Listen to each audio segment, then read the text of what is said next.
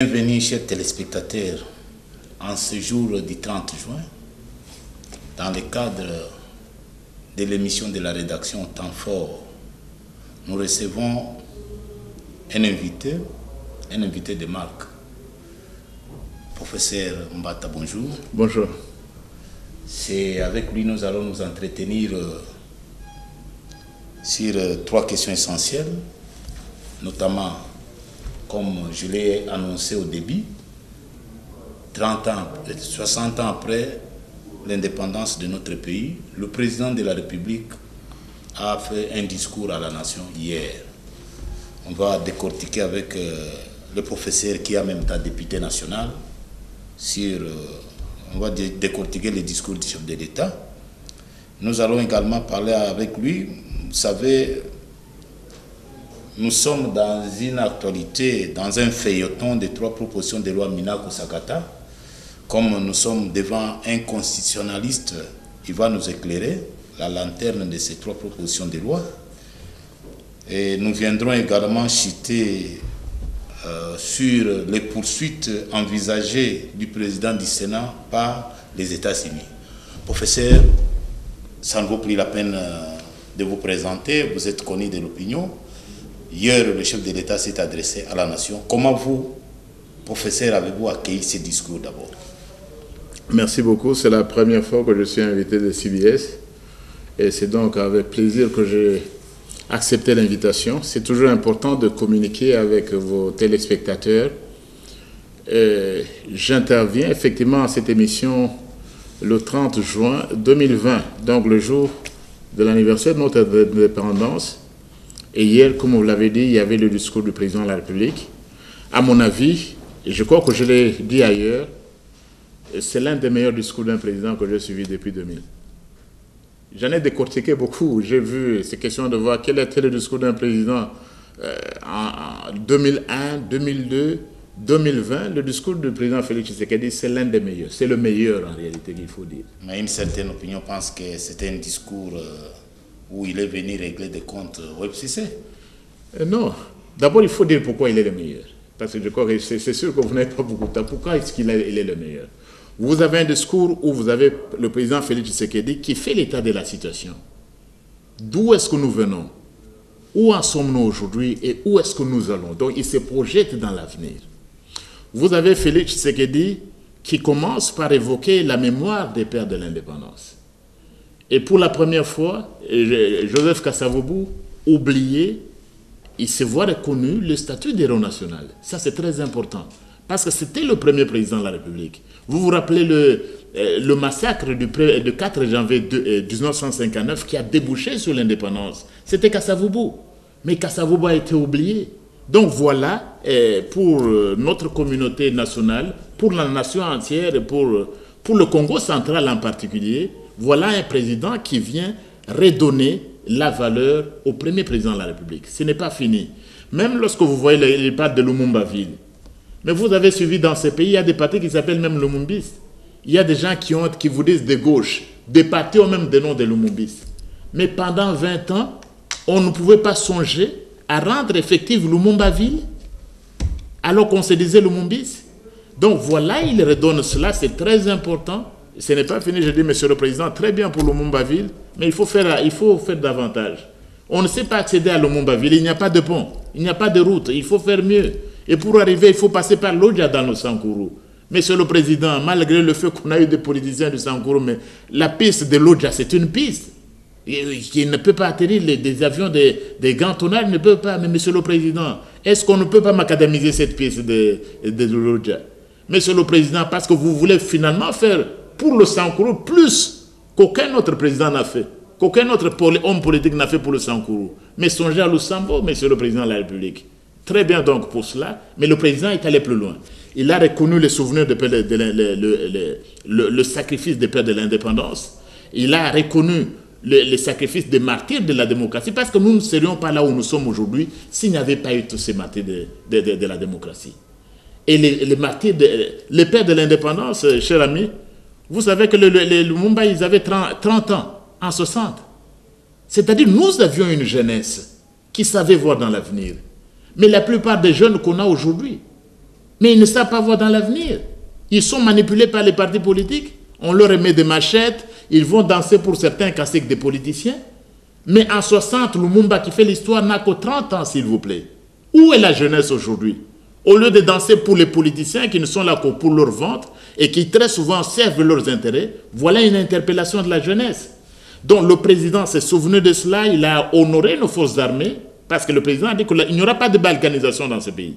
Quel que soit ce qu'en disent les prophètes des malheurs, il est déterminé, ce pays ne sera pas jamais balkanisé, parce que la volonté de notre peuple est restée un. Et le président de la République a parlé de coronavirus, il a rendu hommage à tous ceux qui font service là-dedans. Le président aussi, plusieurs fois, plus de 5 fois, il a parlé de l'état de droit et de la justice. Et il était clair. Pourquoi cette insistance plus de 5 fois? Pourquoi? Mais parce qu'il a bien dit, lorsque vous voyez l'article 1er de la Constitution, l'article, j'ai la Constitution de la République, l'article 1er, vous savez le nom du pays? La RDC est dans ses frontières au 30 juin un état de droit. Donc c'est le premier qualificatif de la RDC, c'est l'état de droit, article 1er. Et lorsque vous allez dans le préambule, on vous dit, nous, peuple congolais, unis par l'essor déterminé à bâtir un état de droit et une nation prospère. C'est-à-dire le constituant, qu'est-ce qu'il a fait? Il a fait la jonction, le pont entre l'état de droit et une nation prospère. Nous ne pouvons pas devenir une nation prospère sans un état de droit. C'est ce que nous, peuple congolais, avions mis. Et il était important pour le président de la République qu'il revienne à l'état de droit. Sans état de droit, il a dit, l'état de droit est pour une nation, c'est que le sang est pour un être humain. Donc, vous ne pouvez pas construire une nation sans état de droit. Et malheureusement, l'ancien régime qui nous a dirigés pendant une vingtaine d'années, pour eux, l'état de droit, ça ne signifiait rien. Ils ne comprenaient même pas grand-chose. Et voilà, il nous faut un état de droit. Il est revenu sur l'indépendance du pouvoir judiciaire. Et puis, il a la position du Congo dans l'Afrique. Et puis, la détermination qui était grande, que nous allons bâtir un état plus beau qu'avant. Et sur le plan de la forme. Mais vous avez la première fois un président de la République qui vous cite un discours de Lumumba, pas seulement de Lumumba, il cite même des auteurs. Nous avions des directeurs de cabinet, des membres de cabinet présidentiel, en faisant un discours, ils ne pouvaient jamais penser qu'un président de la République pouvait citer un auteur. Et puis il va à la Bible, notre détermination reste entière et bâtir un Congo plus beau qu'avant.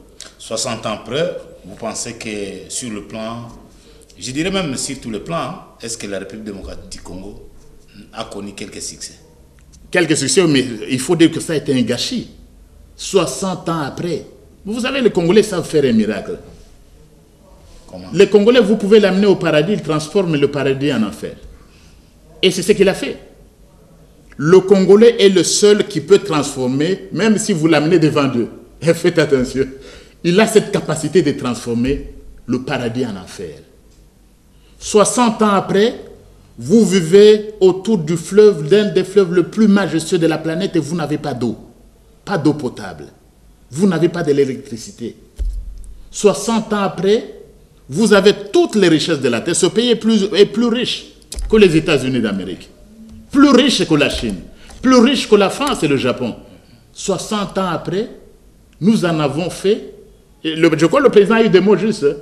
Que nous avons affaire à une classe politique de mafia. Si c'était le pauvre Mbata, on disait non, le pauvre Mbata utilise des... Nous avons des mafieux, des gens qui ne pensent qu'à leur intérêt. C'est un peu ce que le politologue français Jean-François Bayard, qui avait écrit un livre très important, La politique du ventre. Non, 60 ans après, nous devons nous regarder dans les yeux. Mais l'indépendance que nous avons, c'est resté une indépendance en carton. Nous avons besoin d'une indépendance réelle. Lorsque vous ne savez pas nourrir votre famille, vous êtes si riche, mais vous mourrez de faim. De quelle indépendance s'agit-il? Donc c'était vraiment une interpellation pour tout le monde, pour la classe politique, pour les hommes politiques. Vous savez, moi je n'aime pas toujours parler de la classe politique. Vous savez, en français, quand on dit classe, c'est quelque chose, c'est de la classe. Mais les médiocres, vous allez appeler la classe. Hein? Le Congo, je suis député, on m'appelle honorable. Mais vous savez, parfois, ça me fait rire. Parmi eux, il y a des professeurs comme vous. Quelqu'un qui n'est pas honorable, vous l'appelez honorable. Chez vous, même les médiocres, vous les appelez excellence. Non, écoutez, même parmi les professeurs, je n'ai jamais été, je suis professeur des universités, vous n'avez pas fait peut-être la présentation, c'est sûr que je suis professeur ordinaire à la faculté de l'université de Kinshasa. Donc ceux que vous citez, ce sont mes jeunes frères, parce que moi je suis un professeur ordinaire, c'est-à-dire j'ai le dernier rang. Et puis, je suis le professeur de recherche à l'Université d'Afrique du Sud. J'ai le dernier rang de professeur de droit à l'Université d'Afrique du Sud. C'est-à-dire, j'ai des responsabilités.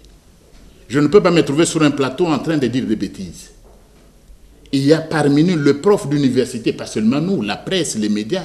Beaucoup ont déçu, nous avons déçu notre peuple. Donc l'intellectuel congolais a failli. A failli, et est-ce qu'il faut parler d'intellectuels? Moi, je préfère parler des porteurs de diplômés, des diplômes plutôt que d'intellectuels. Et vous avez dans un pays où on achète tous les diplômes. On n'achète pas seulement le diplôme d'État. Chez nous, on peut payer un diplôme de graduat, on paye un diplôme de licence, c'est ce que le professeur Ntumbaloba a appelé DPO, diplôme politiquement obtenu. On peut payer même un doctorat. On peut donner l'argent à quelqu'un qui vous fait une thèse et demain, à Longinaye, il devient professeur. Le Congo, vous savez, c'est l'unique pays où il est plus facile de devenir professeur d'université. Quand vous obtenez ailleurs, quand vous avez un doctorat, vous n'êtes pas professeur d'université. Donc nous avons, je laisse, mais les profs ne sont pas toujours dans de bonnes conditions. Hein? Les profs doivent être dans des conditions de faire de la recherche, j'en ai parlé hier. Parce qu'un prof d'université, ce n'est pas quelqu'un qui multiplie chaque année le même syllabus. Il doit faire des recherches, il doit publier, il doit assister aux conférences internationales et avant, en début d'année académique, un professeur doit signer un contrat de programme. Pas cette année, je publierai autant. Je vais faire autant de conférences et cela être professeur d'université. C'est lourd. Le président compare les 30 jours avec quelqu'un qui a totalisé 60 ans. Oui. C'est l'âge de la maturité. Oui. Vous avez un commentaire là-dessus? Mais c'est vrai. C'est l'âge de la maturité. Mais malheureusement, nous avons des gens qui ont 60 ans qui se comportent comme des garçons, comme des bébés. Parce que lorsque vous avez 70 ans et vous avez toujours des yémés et d'autres, donc votre âge ne signifie rien. Donc, nous avons des gens qui ont 70 ans qui ne prennent pas leurs responsabilités. Mais inversement aussi, nous avons des jeunes de 20 ans, vous croyez qu'ils sont jeunes, mais ils sont vieux. Ils sont vieux, vous avez des vieux de 30 ans, des vieux de 25 ans. Pourquoi on est vieux? Quand on ne sait pas plus faire des rêves, quand on ne rêve plus d'un Congo meilleur, on est vieux. Lorsque pour vous, le passé est meilleur que le présent, et le passé est même meilleur que le futur, vous pouvez avoir 20 ans, mais vous êtes déjà un vieillard. Vous devez rester jeune, c'est rêver. Savoir qu'aujourd'hui est ce qu'il est, mais demain doit être mieux qu'aujourd'hui. Que nous devons mieux faire demain que ce Congo d'aujourd'hui. Je voudrais, moi, dans 20 ans, que ce soit un Congo différent. Pas parce que les autres vont travailler pour nous, mais parce que nous-mêmes, nous allons nous mettre au travail. Ce Congo ne sera pas développé par les autres. Et je dois être clair. Le Congo ne peut pas être développé par les politiciens. Vous me présentez comme professeur d'université, mais il n'y a pas un pays où du matin au soir, on ne parle que de l'UDPS, FCC Cash, PPRD, l'autorité morale, du matin au soir, mais je ne vois pas ça ailleurs. C'est quel pays ça? Il faut banaliser la politique. Il faut banaliser, moi je crois que comme ailleurs. On a compris que pour avoir la vie, il faut être dans la politique. Moi, si j'étais président de la République, mais j'en ai encore aussi la volonté de devenir. J'ai un ami tunisien qui est devenu président de Tunisie, même s'il n'avait pas beaucoup de moyens. J'ai un collègue tunisien qui est un constitutionnaliste. Je vous donnerai, vous êtes député ministre, $1000 par mois. $1000 par mois. Vous allez voir combien vont courir. Mais on vous dit que c'est une fonction de prestige. Je ne peux pas avoir $1000. Non. La députation. Mais justement, le prestige, je vais vous donner un exemple. Mon recteur à l'Université d'Afrique du Sud touche 3 fois le salaire du président sud-africain. Je voudrais être plus clair. Le recteur de l'Université d'Afrique du Sud, avec son salaire de recteur, il ne faut pas la politique, il le peut payer 3 fois le président Ramaphosa. Vous n'allez pas le trouver en train de courir devant un politicien ou de venir sur certains médias où je vais parler fort, professeur André Mbata, comme ça on va me remarquer pour le prochain remaniement, je serai ministre, le pauvre Mbata ne vient pas pour ça. Je vous dis ceci. Donc, chacun doit faire son travail. Vous savez, quand on demande au président Zuma à l'époque, mais monsieur le président, vous êtes président de la République, vous avez un salaire qui n'est même pas la moitié d'un recteur d'université. Vous savez la réponse du président sud-africain? Le président n'est qu'un fonctionnaire. C'est un serviteur. Tu ne viens pas à la présidence pour t'enrichir. Professeur, vous êtes constitutionnaliste, comme vous l'avez dit vous-même, c'est connu de tous. Vous êtes en même temps député national. Il y a 3 propositions de loi qui sont proposées par vos collègues Minako et Sakata. Malgré le refus de Larry, malgré le refus de toutes les couches de la République démocratique du Congo, l'Assemblée nationale dirigée par Madame la Présidente tient au forcing. Comment voyez-vous d'abord ces propositions de loi? Est-ce qu'elles sont conformes à la Constitution, oui ou non? Je vais y arriver. J'ai les 3 propositions de loi, donc on ne parle pas dans les vides. J'entends souvent les critiques, mais les gens critiquent les propositions de loi, ils ne les ont même pas lues, j'en ai ici, elles sont là. Oh, ils commentent sur les propositions, ils les ont même, je les ai ici. Est-ce qu'elles sont conformes à la Constitution ou non? C'est simple. Je peux démontrer, j'ai la Constitution de la République. Je vais répondre. Mais le fond, c'est lequel? Le fond, c'est que nos amis ont peur de la justice. C'est ça le fond du problème avant d'arriver à la forme. Ils ont peur de la justice. Pendant 18 ans qu'ils étaient au pouvoir, l'état de droit, c'était un slogan. Ce n'est pas seulement la proposition de loi de collègue Binoko Sakat. C'est la proposition de loi du FCC. Pourquoi? Parce que comme vous allez le voir, c'est le forcing à l'Assemblée nationale. Moi, je suis député, vous m'avez présenté. Mais j'ai déposé une proposition de loi depuis une année et n'est jamais arrivé en plénière. Mais les 3 on les dépose le 5 juin et ils sont déjà en plénière. Celles que moi j'ai déposées depuis plus d'une année. Jamais. Pourquoi ce forcing? Et en même temps, vous savez, le ministre de la Justice, l'article 130 de la Constitution dit que quand une proposition de loi est déposée au Parlement, il faut qu'on l'envoie au gouvernement pour demander son avis. C'est l'article 130 de la Constitution que je tiens dans mes mains ici. Quel est le problème? Ils n'ont même pas transmis au gouvernement.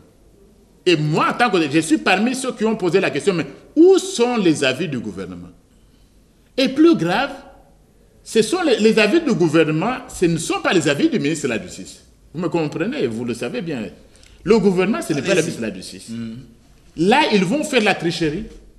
Le ministre de la Justice, il va tricher. Il envoie ses propres avis comme étant les avis du gouvernement. Mais c'est le faux et le visage de faux. Où est-ce que vous avez vu un ministre de la Justice faire le faux et le visage de faux? C'est ses propres avis alors que le gouvernement n'a jamais donné des avis favorables.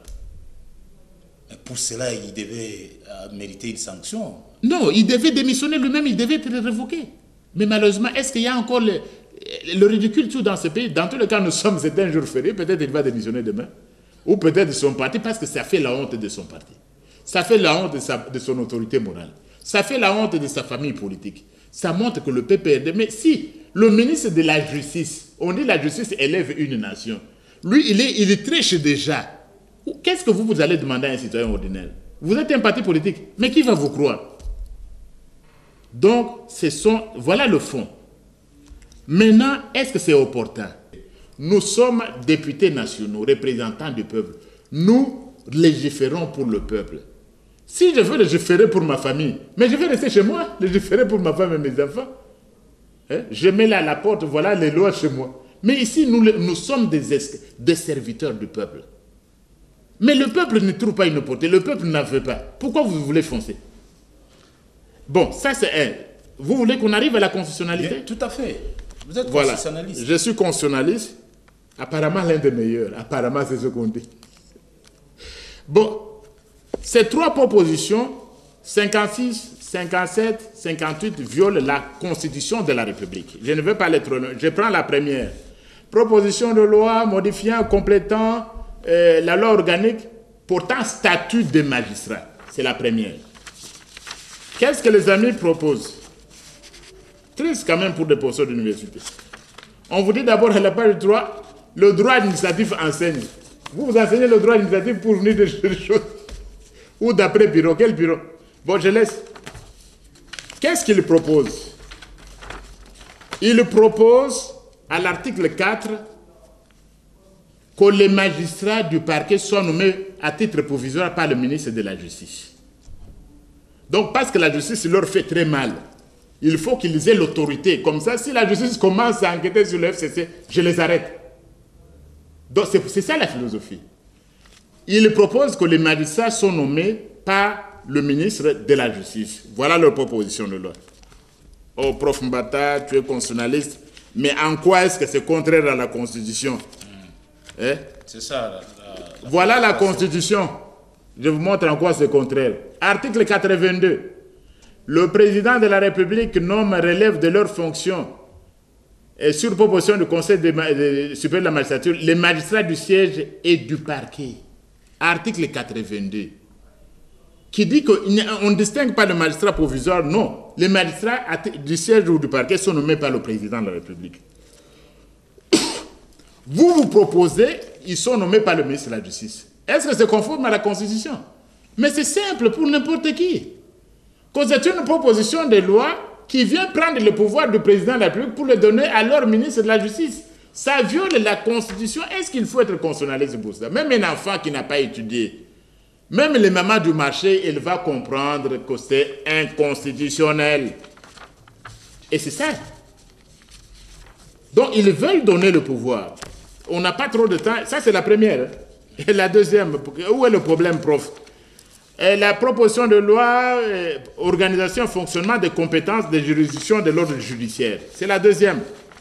Prof, mais vous critiquez. J'ai entendu l'un d'eux. Mais le prof Mbata, c'est un grand professeur, il critique, il me donne des arguments. Vous imaginez l'un des meilleurs constitutionnalistes du continent expliquer sans donner des arguments. C'est que vous n'avez pas compris. Voilà la deuxième sur l'organisation et le fonctionnement. Ici, il donne le pouvoir disciplinaire au ministre de la Justice. C'est-à-dire le ministre de la Justice, il peut prendre, il peut sanctionner un magistrat du parquet. Comme il peut arrêter une enquête. Il peut arrêter une enquête. Il peut donner une injonction, ce n'est pas suffisant, il peut arrêter une enquête. Il dit, remettez-moi ce dossier-là. Vous voulez poursuivre quelqu'un de notre parce qu'il est dans l'agent de Bukangalonzo, dont le président a parlé. Arrêtez. Bon, l'agent de Go passe, il allait où nous voulons enquêter. Toi, tu veux enquêter. Magistrat, arrêtez, je vous sanctionne. Bon, l'argent pour construire les aéroports, un bel aéroport à Kinshasa, vous voulez enquêter, vous commencez à finir. Je vous arrête, je vous sanctionne. C'est ce qu'ils veulent. Mais le pouvoir, prof, mais en quoi c'est inconstitutionnel? L'article 152 de la Constitution. L'article 152 de la Constitution dit quoi? L'article 152 de la Constitution est clair.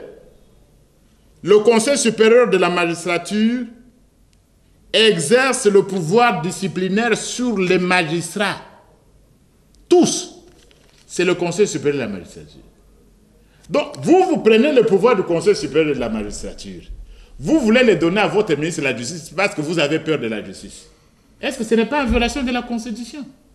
Est-ce qu'il faut même être professeur de droit constitutionnel pour comprendre? C'est une violation de la Constitution. C'est le Conseil supérieur de la magistrature qui est l'organe, et je suis heureux que le président est revenu là-dessus. Le président est revenu là-dessus dans son discours. Il a même insisté. Oui. Et puis, ils vous disent souvent, vous savez, quand on répond, ils disent, mais le parquet, il ne fait plus du pouvoir judiciaire en vertu de l'article 149. Mais ils lisent la Constitution comme ceux qui prêchent la Constitution, ils connaissent un verset, ils croient connaître toute la Constitution. En 2011, lorsqu'ils ont changé cette disposition, ce qui les intéressait, c'est enlever le deuxième tour. Ils n'ont pas compris que le parquet est resté au sein du Conseil supérieur de la magistrature.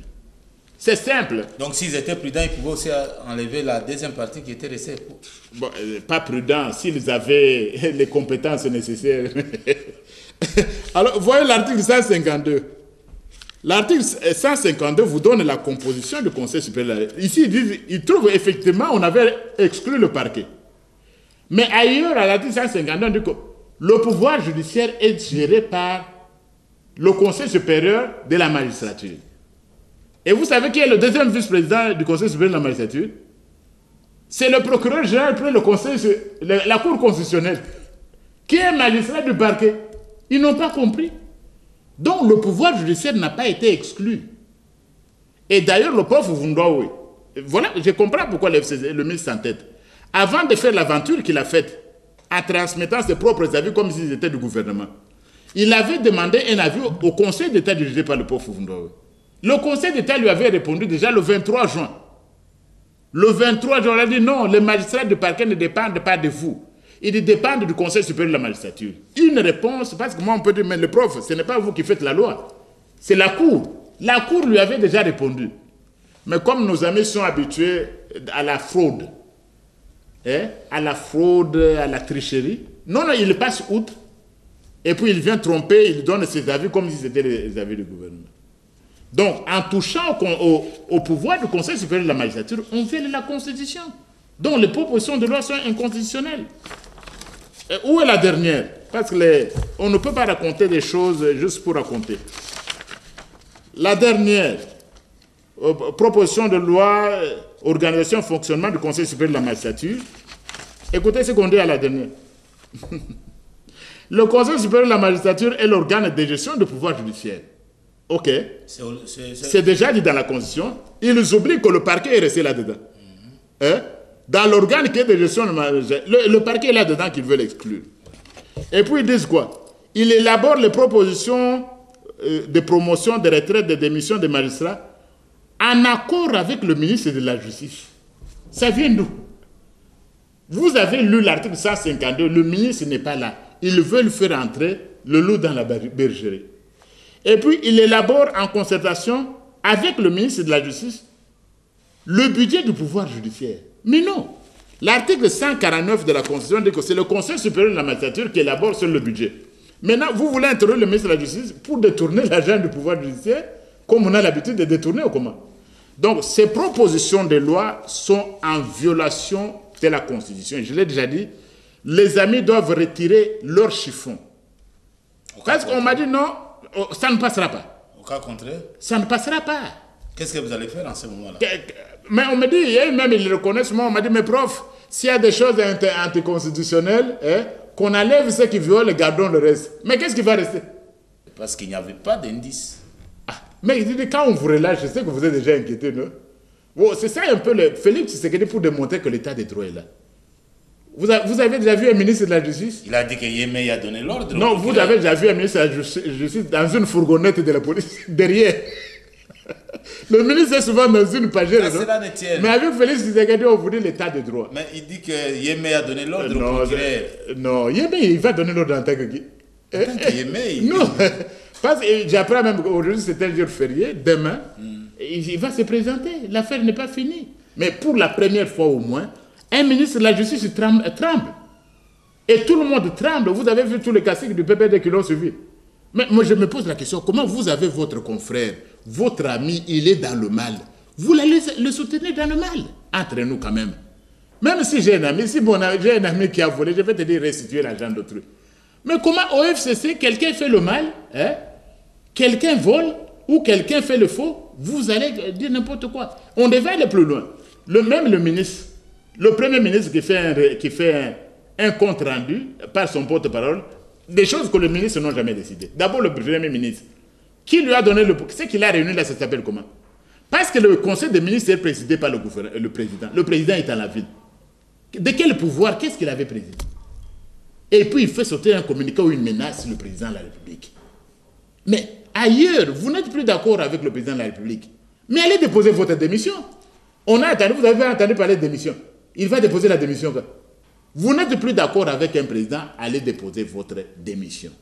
Donc, il faut dire que nos amis du FCC sont menacés par la justice, un peu comme le cas du président du Sénat que vous évoquez tout à l'heure. Oui. Je voulais qu'on y arrive parce que nous sommes sur le plan de la justice. Nous aurions appris que la justice... non, les poursuites sont déjà déclenchées contre le président du Sénat par les États-Unis. Est-ce que vous en avez l'idée? Bon, j'ai aussi appris par les médias qu'il y avait l'affaire de l'Américain qui faisait la sécurité personnelle de M. Katumbi et qui n'était pas un terroriste. Et vous savez ce qu'on a fait à M. Katumbi, hein? On l'a arrêté, monsieur-là a été arrêté ici, il a été même torturé. Alors il a fait une plainte aux États-Unis. Mais notre gouvernement, parce que le gouvernement doit toujours défendre ses fils et ses filles, on a dit que le président Tamboué, comme il est président du Sénat, il est couvert par les immunités. Mais malheureusement, au premier degré, c'est passé.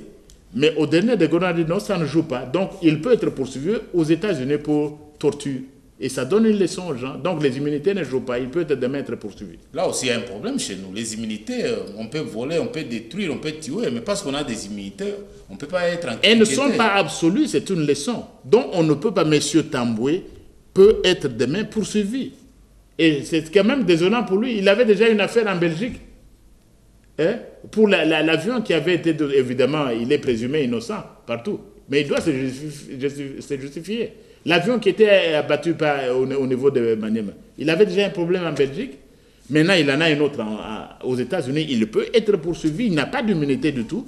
Et il faut dire qu'au niveau international, il n'y a pas d'immunité.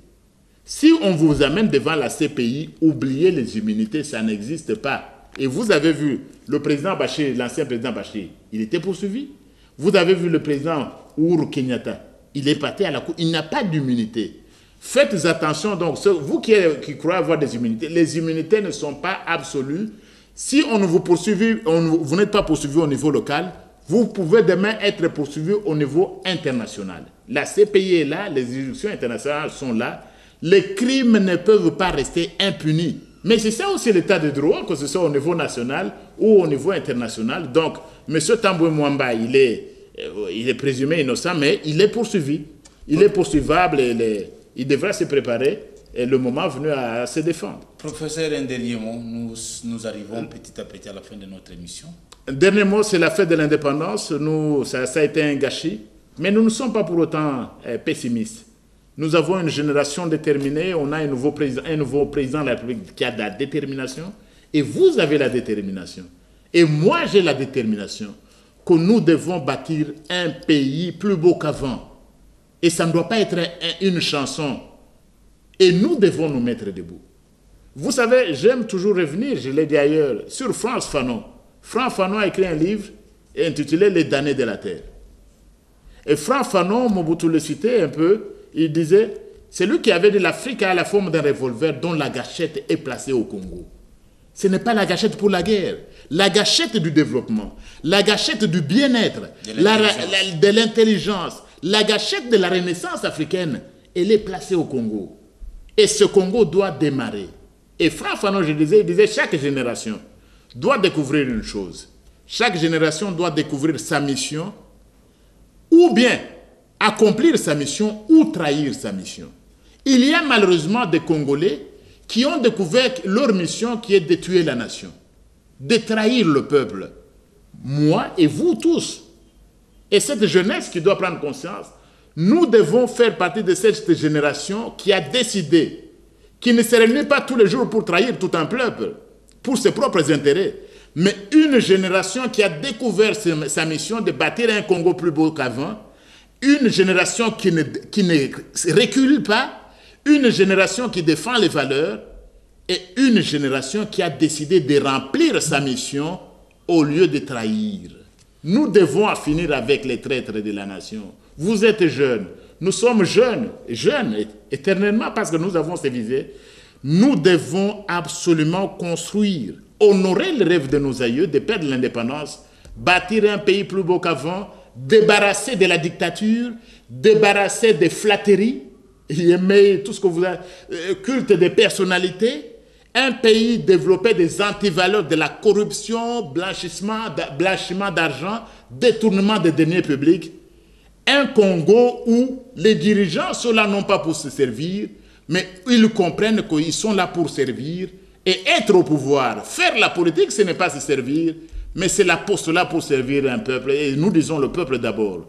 Être au pouvoir, ce n'est pas s'enrichir, construire des châteaux. C'est être là, c'est un sacrifice. C'est une mission. C'est un apostolat pour servir un peuple. Merci beaucoup, chers téléspectateurs. Nous sommes à la fin de notre émission. Les rendez-vous est pris pour les prochains numéros. Merci, portez-vous bien. Merci beaucoup, professeur.